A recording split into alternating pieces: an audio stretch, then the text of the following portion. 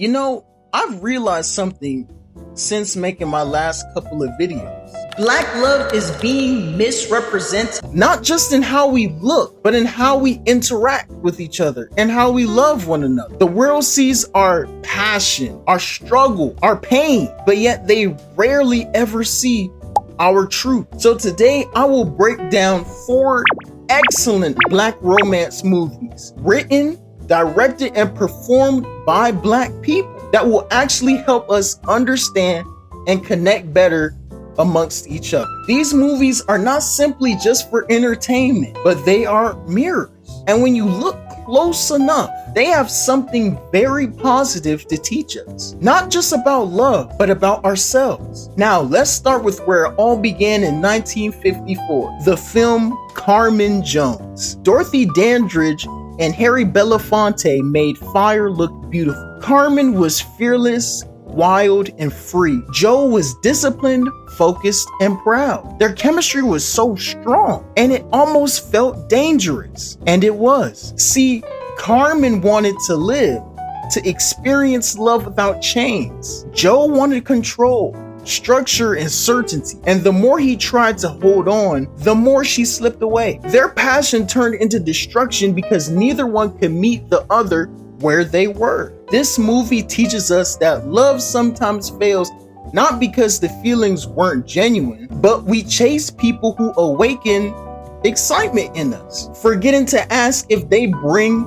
peace and understanding to us as well. Trying to force love or connection with somebody that you're not aligned with simply because of looks or lust will always break up a union, just like it did for Carmen and Joe. It's a reminder that love should always make you feel alive, but also grounded, not on fire, because passion fades and burns out, but understanding between two people and peace is really what lasts. Now, fast forward a few decades, and we get to a legendary film, one of my favorites, Love Jones. This one hits different. Darius and Nina, 2 artists, 2 dreamers, both trying to protect their hearts while pretending they weren't falling for each other. They had chemistry that felt real, messy, yes, funny, intellectual, and emotional. But what made Love Jones iconic is that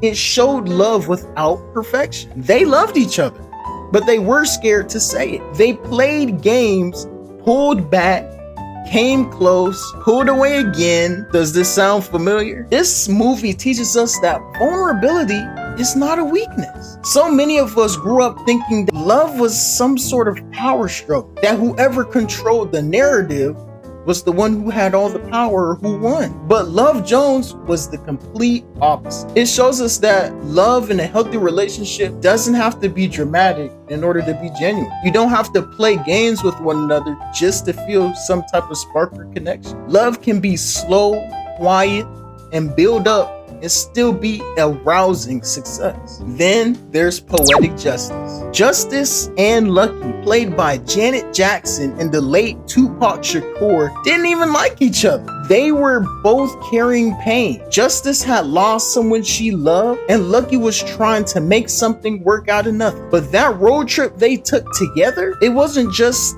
a drive, it was healing. 2 people who didn't trust the world started learning to trust again, little by little, through each other. And this teaches us that sometimes love isn't about finding a perfect match or forcing something. It's about healing and allowing your heart to open once again. Because when you've been hurt, love feels dangerous. It feels like it makes you vulnerable. But when somebody shows you love, patience, consistency, and care, that's when everything starts to become easier and possible again. It's like the saying goes, you can't heal in isolation forever. At some point, you're going to need somebody who reminds you how to be tender, how to be healthy in a relationship. Justice and Lucky showed us that love doesn't always come wrapped in perfection. Sometimes it's healing disguised as inconvenience. Finally, another favorite of mine, The Best Man. Harper,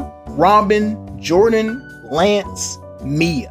That movie made every kind of love significant in one story. Friendship love, forbidden love, unconditional love, and flawed love. What made it powerful wasn't just the drama, it was the honesty. Harper loved Robin, but he also loved control. Lance loved Mia, but he hadn't yet learned to forgive himself. Jordan loved ambition more than he even loved connection. Each of them were fighting their own ego inside their own relationships, and that's the real message. Love will test your pride. It will make you confront the parts of yourself that you try to hide and that you don't try to acknowledge. The best man teaches no matter how spiritual, how successful you are, how smart we think we really are, we will never be able to love well if we can't be honest with ourselves. Because love doesn't just expose your partner's flaws, it exposes your flaws too. It shows whether or not you're able to communicate in a situation, if you're able to learn and forgive, and if you could stay while things are uncomfortable. Real love, real genuine love, it demands growth. And growth isn't always pretty.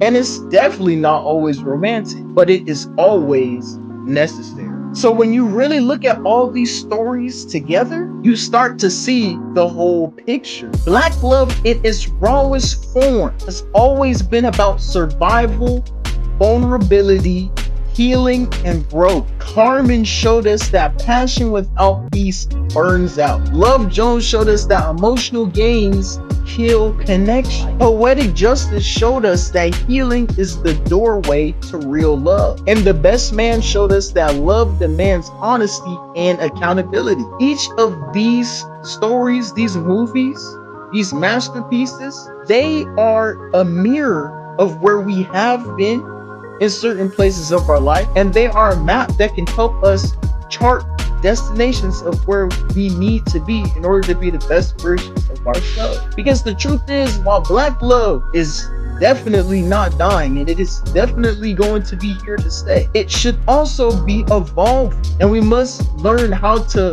love without fear and without ego and without selfishness being the third party in our relationship. These films remind us that black love, especially at its best, is not about just finding the right person, the perfect one. It's about becoming that one person for someone. And maybe that's what it all really comes down to: demanding and accepting understanding from one another. So whether you're single and healing or somewhere in between, I want you to remember this and take this with you for the rest of your day. Love is not found, it's built.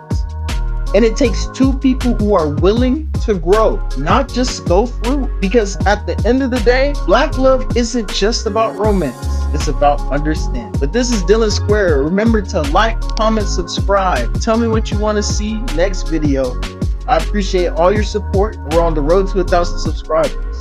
This is Dylan Square, signing out.